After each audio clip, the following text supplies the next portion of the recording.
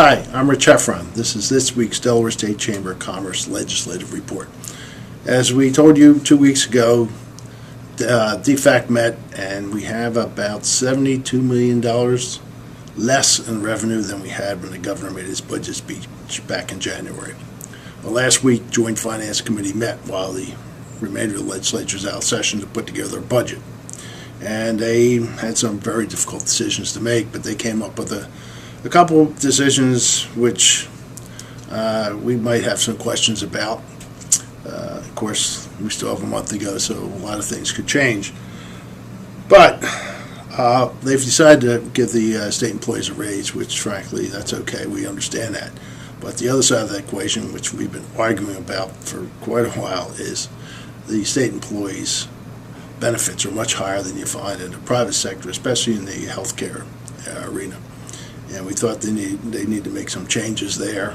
The governor had a plan, which they seem to have rejected. So we're a little disappointed they didn't take care of the other side of the equation. Like I said, we understand the raise, but they need to control the cost on the benefit side. Also, they made a couple spending decisions which we think at least are questionable. Two areas. One, they cut spending to early childhood education, which we know is it's one way to ensure that at least some children, if not most of them, get a good solid base as they go into the primary grades, and helps them. One of the most important things that we know of is that by third grade they're at third grade reading level, and this early childhood education helps them get there. Second one is they cut money out of a new addiction program that the governor wants to put forward. We've talked about it. We have a heroin addiction in the state. 155 people unfortunately died from heroin overdoses last year. We're not so sure that's a good place to be cutting money. Look, these are hard decisions. We understand they have to make hard decisions, but we do have some questions, and we'll see how they handle all this in the next month, because I'm sure there are legislators who will have questions. Plus, there's one more DEFAC report in June, which may be good, may be bad. We don't know yet, so we'll have to wait and see. But at least they're starting early, and they've made progress in the budget, so we can have these discussions and debates as the month goes on. Legislature does come back into session this week. They have several issues which they still have not addressed.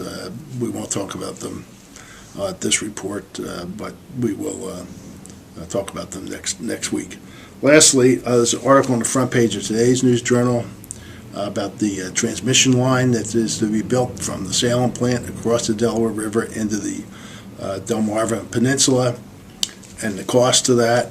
We have some serious questions, because it looks like PJM, who makes the decision who pays for this, Delawareans will pay for about 90% of it. At least that's the initial cost estimate, which is at about $13 a month to residential users, and could add anywhere between $1,000 to $50,000 a month to businesses, depending on how large they are.